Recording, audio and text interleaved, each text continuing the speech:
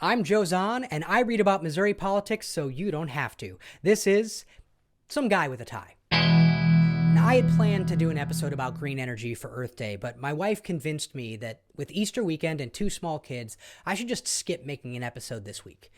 Then, Missouri Republicans decided to fast-track a bill to prevent trans girls from participating in girls' sports in K through 12 schools. That's when this happened. And your brother wanted to tell you that he was gay, didn't he? He was expressing that to the family, and he thought that we would hold that against him and not let my children be around him. Why do you think he thought that? I don't know. It never would have happened, I'll tell you that. My kids at that point in their life adored my brother. Can I tell you, if I were your brother, I would have been afraid to tell you too.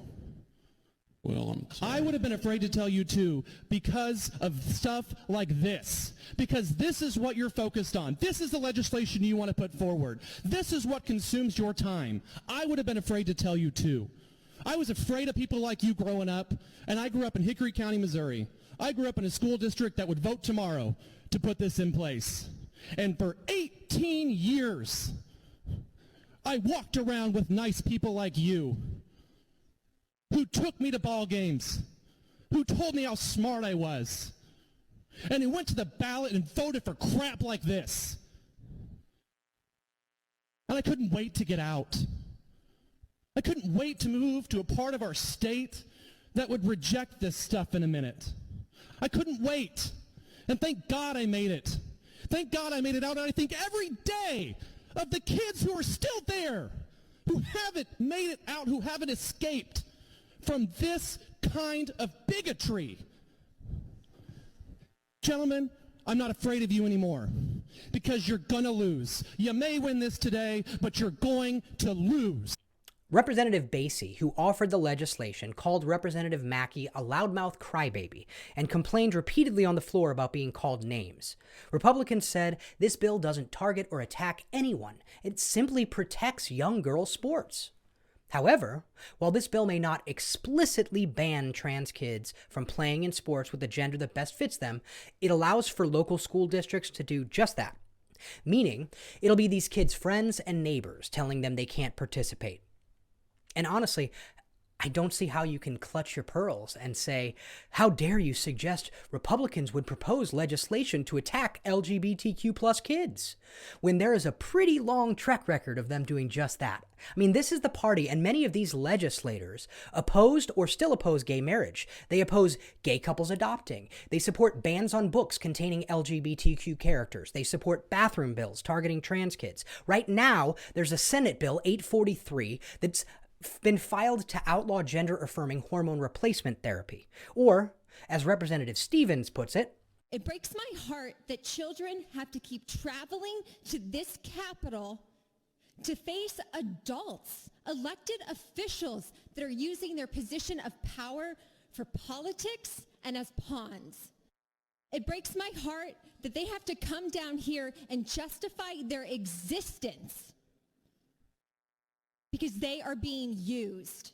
This is an issue because conservative groups have lost on gay marriage. You tried to do it with the bathroom bills, instilling fear about trans people. This is what the polls are telling people and conservative groups to do. Plain and simple, we were not born yesterday on this. questioning the motives of these specific legislators seems to have some merit. Now, everyone knows there are a lot of significant issues facing Missouri that impact millions of Missourians: the economy, education, voting rights, and on and on. This was seen as such a priority by Republicans that they fast-tracked it from a committee hearing on Tuesday to a floor vote on Wednesday, which is exceptionally fast in the Missouri legislature. So this must impact a lot of kids here in Missouri, right? And I believe that we also found out in the committee how many kids that this would affect statewide. Do you remember what that number was? I have no idea. Approximately 12. I disagree. I mean, This was from Misha and the NCAA. I don't know where you're getting your information. 12 kids. fast-tracking this over so many other major issues for 12 kids. Now, even the opponents of this bill noted during the 3-hour debate that the question of how to include everyone while also maintaining fairness is a complex issue, one which likely requires a nuanced discussion which seems beyond the reach of partisan officials looking to score political points. So why isn't anyone else trying to address this? The short answer is they are. The Missouri State High School Activities Association policy says transgender girls are barred from participating in girls' sports if they have not yet taken gender-affirming hormones or puberty blockers. Now, transgender youth can participate in co-ed sports with no restriction. They can continue on boys' teams for at least a year of hormone treatment before they move to the girls' team. They cannot participate on a girls' team during the first year of hormone treatment.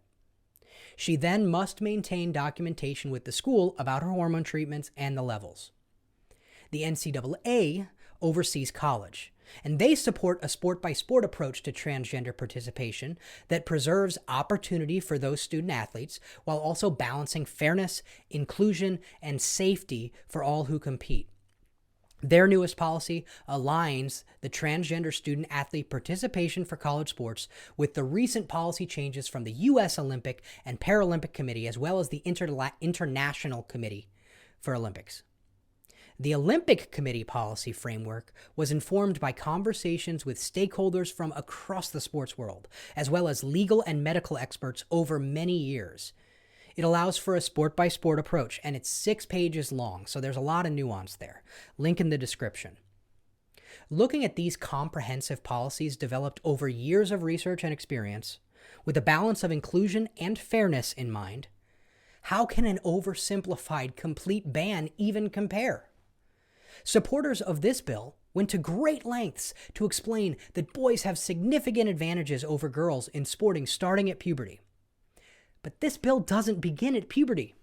It prevents kids from playing with their friends starting in kindergarten.